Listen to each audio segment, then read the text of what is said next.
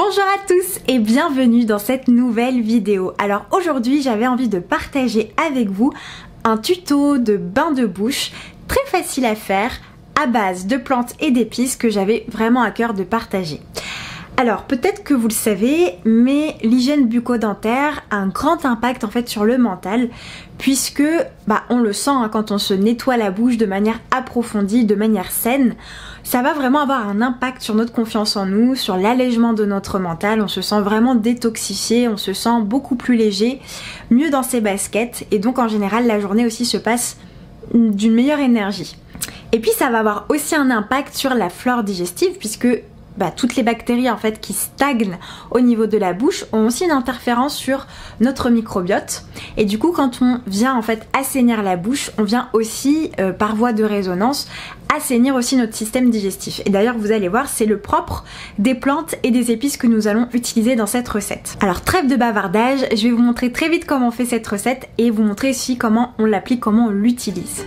Pour les ingrédients, il vous faudra quelques gousses de cardamome, quelques clous de girofle, ici j'ai dû en mettre à peu près 5, quelques feuilles fraîches de menthe et quelques feuilles fraîches de persil. Donc à peu près en fait 2 cuillères à soupe ou 2 tiges de feuilles pleines. Ensuite, il faudra simplement porter à ébullition votre eau, puis l'éteindre et ajoutez une à une vos épices et vos aromates à l'intérieur. Le temps d'infusion sera à peu près entre 10 à 15 minutes. N'oubliez pas de poser un couvercle sur votre casserole pour bien garder les propriétés des huiles essentielles, des ingrédients que nous avons mis dans le bain de bouche.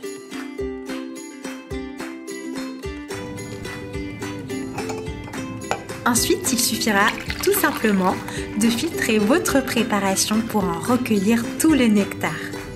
Au niveau des bienfaits des ingrédients de cette recette, le persil est vraiment une panacée en ce qui concerne la santé bucco-dentaire, puisque le persil va vraiment être purifiant au niveau de la laine, puisqu'il va capter en fait ce qu'on appelle les composés sulfurés qui vont se former dans la bouche et même dans les intestins.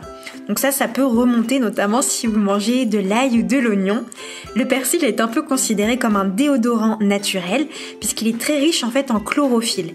Et aussi, chose très importante en Ayurveda, on l'utilise beaucoup aussi pour diminuer les saignements, donc les saignements des gencives ou même les saignements en interne. Quant à la cardamome, elle est anti-inflammatoire, carminative, c'est-à-dire qu'elle va diminuer les ballonnements et les gaz. Même pris en bain de bouche, ça commence un petit peu à travailler sur la sphère digestive. Elle est purifiante, va diminuer la toux et diminuer les brûlures de la bouche. Donc si vous souffrez d'aphte, d'ulcération de la bouche, elle peut être très intéressante aussi en bain de bouche pour cet effet. Quant aux clous de girofle, on ne les présente plus puisqu'ils sont antibactériens, ils sont purifiants, ils sont même anesthésiants. Donc si vous souffrez de douleurs, de caries, ça va vraiment être aussi un purifiant au niveau de la sphère buccale. Quant à la menthe, elle est également purifiante, elle va également être anti-inflammatoire, être aussi carminative. Donc elle va avoir un peu les mêmes effets que la cardamome.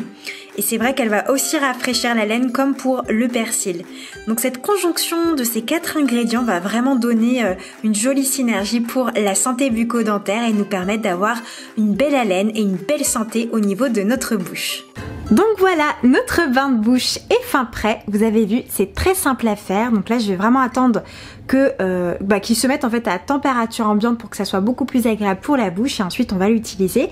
Vous avez vu, je l'ai transféré dans un verre pour plus de praticité, mais en fait il peut se conserver jusqu'à 3 jours au frigo. Alors par contre, si vous le gardez au frigo, donc soit vous le gardez dans une tasse comme ça avec un petit couvercle comme j'ai là. Moi c'est ce que je fais. Puisqu'en fait en général j'aime bien le préparer le matin pour le jour même, c'est le même temps d'infusion que ma tisane du matin, donc c'est plutôt commode. Sinon vous pouvez tout à fait le conserver dans une petite bouteille en verre. Alors moi j'ai pas de petite bouteille, j'en ai que des grandes, mais si vous avez des petites fioles ou même j'ai envie de vous dire un pot en verre qui est stérilisé, vous pouvez tout à fait le mettre dedans puis après transvaser la quantité que vous souhaitez dans une tasse et ensuite vous gargarisez la bouche comme un bain de bouche lambda. Je vais juste vous montrer quand même dans la salle de bain comment je l'utilise et vous allez voir, déjà c'est délicieux, on a envie carrément de boire l'infusion. Vous pouvez d'ailleurs, comme je vous ai montré, conserver les feuilles et les épices pour une infusion. Donc vous pouvez faire 2 en 1, c'est-à-dire fabriquer votre bain de bouche avec et puis carrément utiliser la seconde eau d'infusion, donc le refaire infuser une deuxième fois pour en faire en fait une infusion pour votre petit déjeuner. Ça peut être aussi une solution.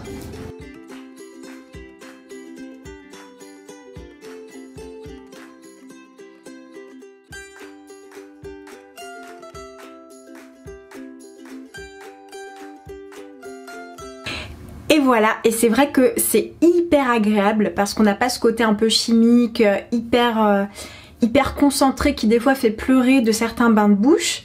Alors c'est pas pour les mêmes effets bien sûr, ça c'est vraiment pour entretenir, assainir la flore buccale. Si vous avez un aft ou des abcès ou des choses comme ça, surtout n'utilisez pas ce bain de bouche là parce qu'il n'est pas suffisamment concentré. Je vous ai montré comment réaliser la recette. Si vous voulez que ça soit encore plus concentré au niveau du goût, vous pouvez tout à fait multiplier par 2 les ingrédients. Il n'y a aucun souci. Moi j'aime bien quand il n'est pas trop fort non plus. Et en fait je l'utilise donc après m'être brossé les dents. En ce moment j'utilise ce dentifrice là, je vous en avais déjà parlé lors de mes vidéos sur l'appareil dentaire. Avec mon traitement orthodontique. Et ça, ce dentifrice là il me fait des dents mais incroyables. Il nettoie toutes les taches, il fait des dents bien blanches. Je l'adore, il est à base de sel. Franchement c'est un gros coup de cœur. Je vous mettrai le lien aussi en barre d'infos si jamais vous voulez le retrouver. Ah désolée, il y a Namasté qui veut participer. Voilà. Et du coup je vous disais que oui, donc c'est vraiment super agréable comme petite recette. Vous avez vu, c'est vraiment facile à réaliser. Ça a l'air de plaire aux chats aussi. Et c'est autant pour les petits que pour les grands. Donc voilà, j'espère que vous l'aimerez cette recette. N'hésitez pas à me dire dans les commentaires. Et aussi pour la prochaine vidéo YouTube, eh bien je voulais vous demander si vous préfériez une vidéo sur l'automassage. Donc vous expliquer un petit peu les bienfaits de l'automassage, vous montrer un petit peu comment je le réalise, montrer un petit peu différents protocoles, vous expliquer les huiles et les bienfaits de l'automassage. Ou alors vous faire une vidéo sur ma routine de nuit que vous m'aviez demandé déjà dans une précédente vidéo. Mais voilà, je voulais savoir un petit peu quelle était la vidéo que vous souhaitez pour la prochaine sur la chaîne YouTube. Je vous dis à très vite, n'hésitez pas à me dire ce que vous en avez pensé dans les commentaires et prenez bien soin de vous. Ciao ciao!